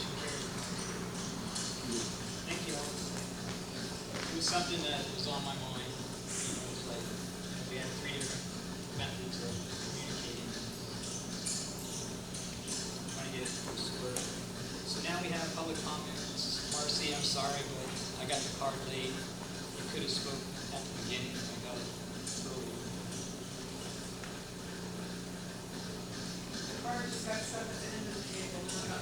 Okay, so please state your name and address for the record. My name is Marcy Atkins. My address is 2055 Valkyria Road, Grand Valkyria. And I just wanted to introduce myself. I'm running for the Florida legislature for this district. I'm a Republican candidate. There's a Republican primary August 18th. And so I just wanted to introduce myself. I'm challenging an incumbent. He's been in office twice. I've just decided to go against him because we have some differences. But I've been a Valkyria resident for 24 years. I moved to Brevard County as a child at age 7. I raised my family here. My husband's in the back. I'm a rural girl. This is the way I dress, you know. This is the way I live. I'm your neighbor. So I just wanted to introduce myself to you. And the town, I can hand you cards. I have a stack of them. But if you have any questions, in fact, I'll just pass them for you guys right now. No. After the meeting. Okay, so we won't do that then. But anyways, if you want them afterwards, come and I'll hand it to you. Okay, there we go. I'm a new politician, so. But my phone number's on the card, and there's a website, athens53.com. So thank you very much for your time. All right, we'll move on to reports.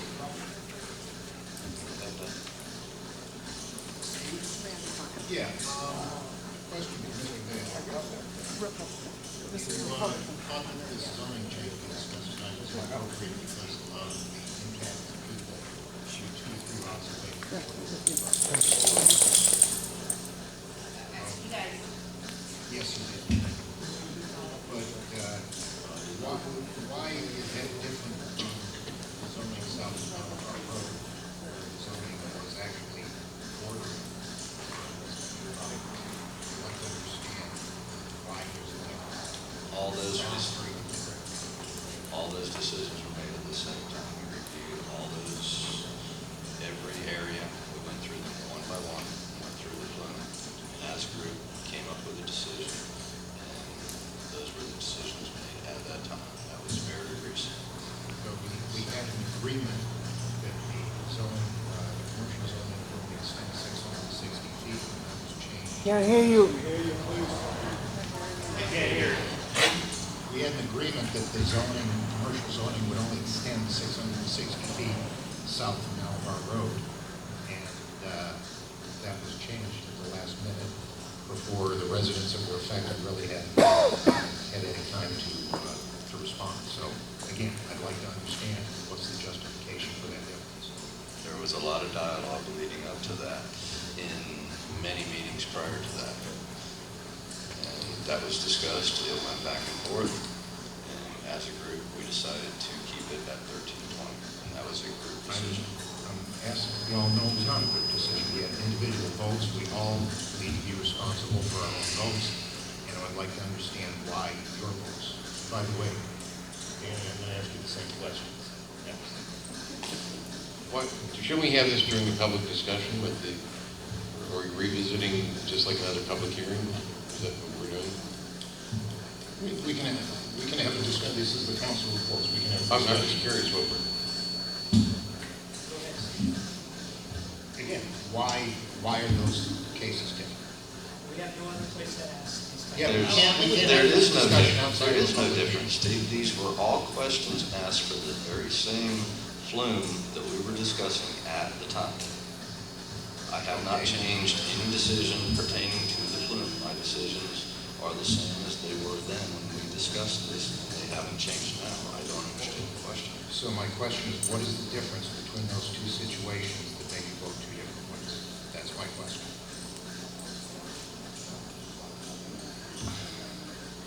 When we did the future land use plan, okay, we went through many meetings, and the conclusion was that we would have commercial zoning at Malabar Road.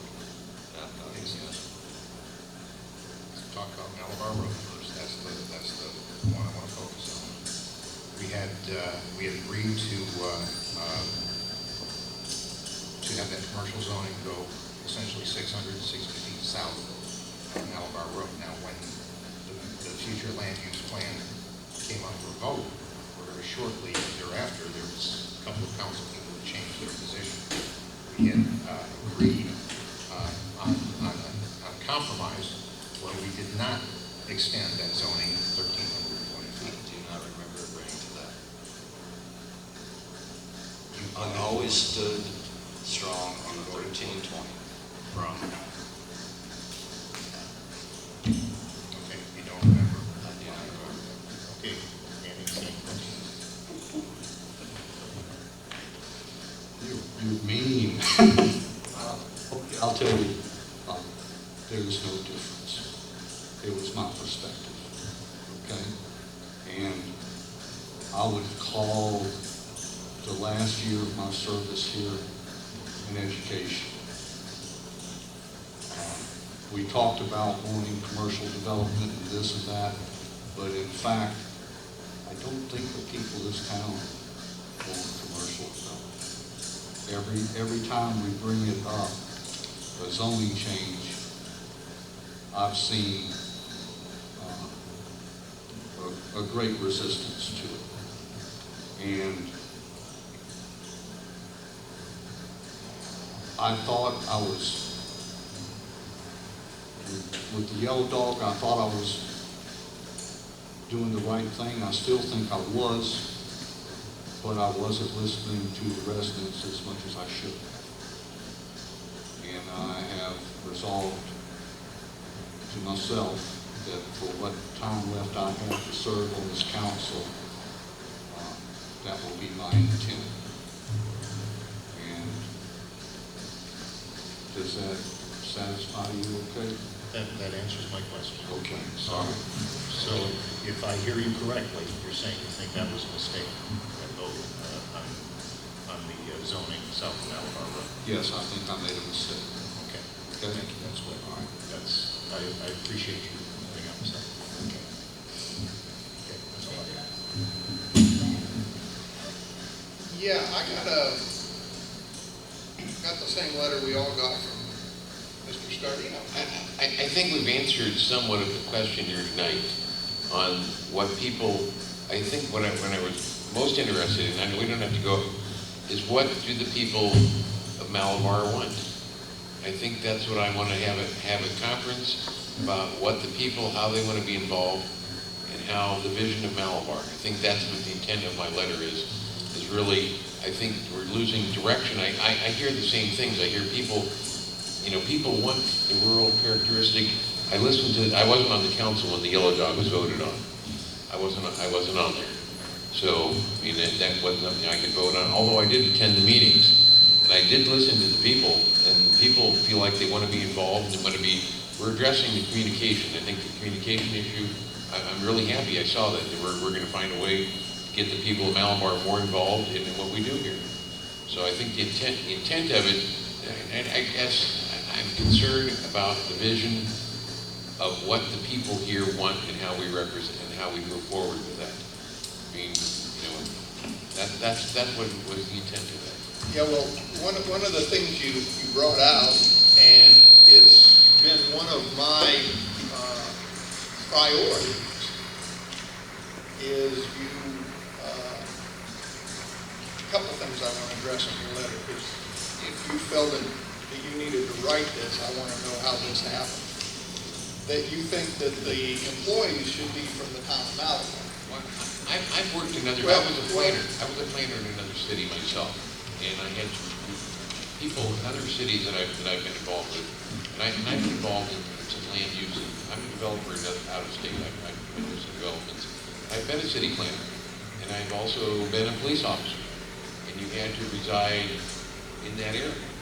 It's not. I know it might not be feasible, but that's what I want to say. I want to say when we picked our next council member, our town administrator back then, my criteria started with one of the top of my things was, are you a resident of Malabar?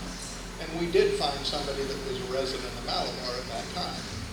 But, we had 3 people that turned in a packet. Out of 50 packets, we had 3 people that were town of Malabar.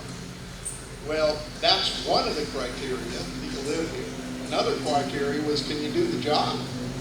Well, because you might live here and not be able to do the job we're hiring you for. But I think that... Well, maybe it should be you should live in the county of Brevard. Well, and probably do not most of our employees live in Brevard County? I think, where does the planner live? He said he lived in Port St. Lucie. Is that Brevard County? But for the most part, I don't know. We live around. Now, that's one thing I wanted to address.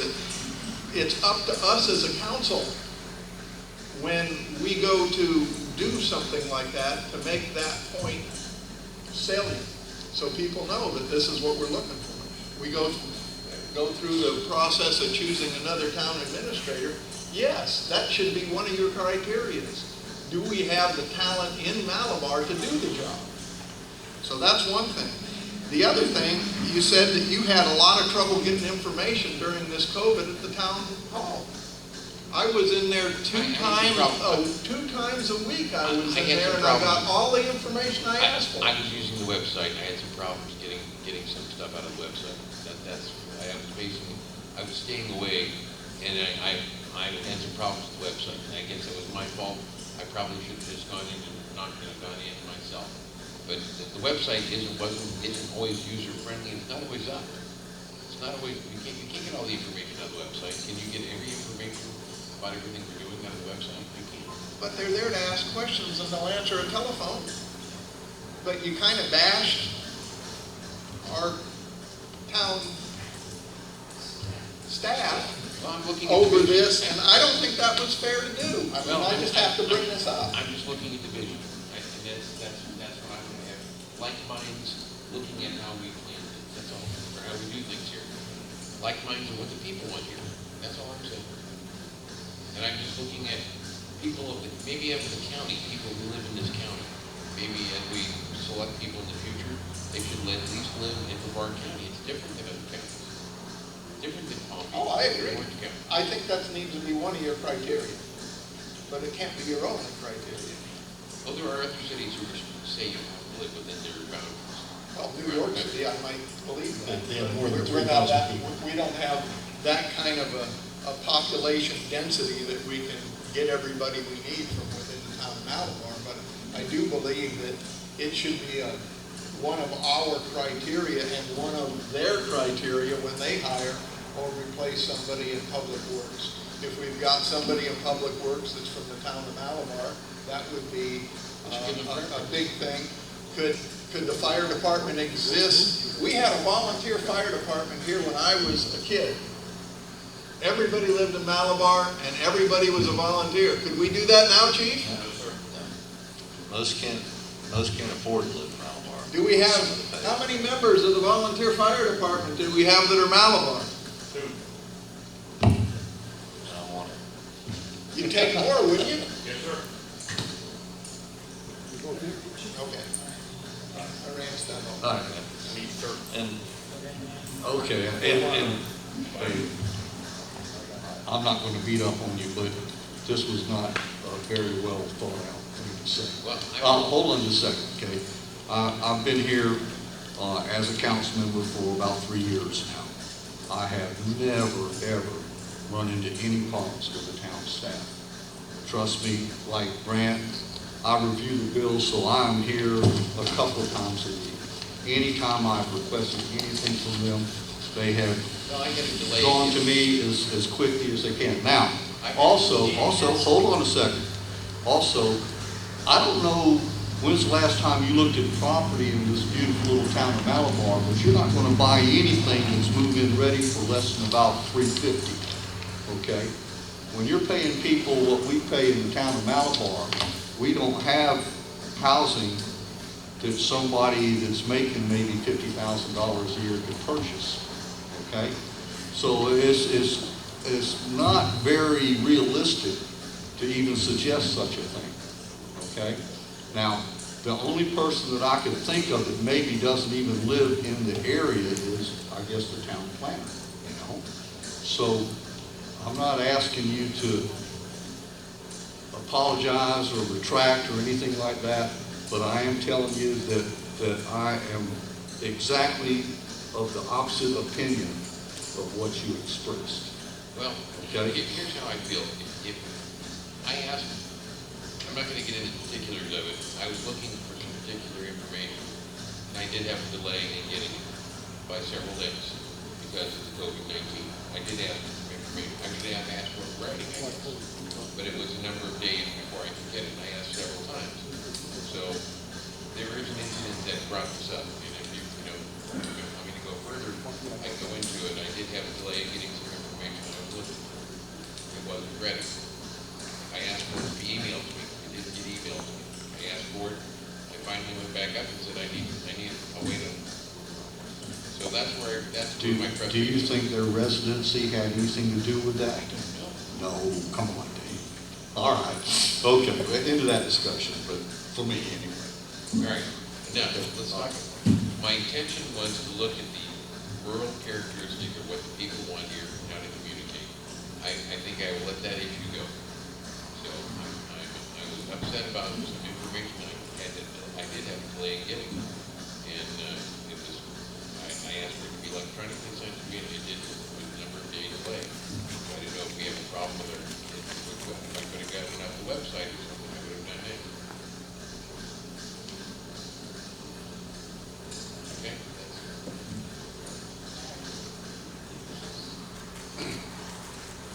The only thing I'm gonna say is your letter really upset me. I've never been so pissed off in my life when I read this letter. I wasn't prepared to talk about it. Anyway, Johnson meeting.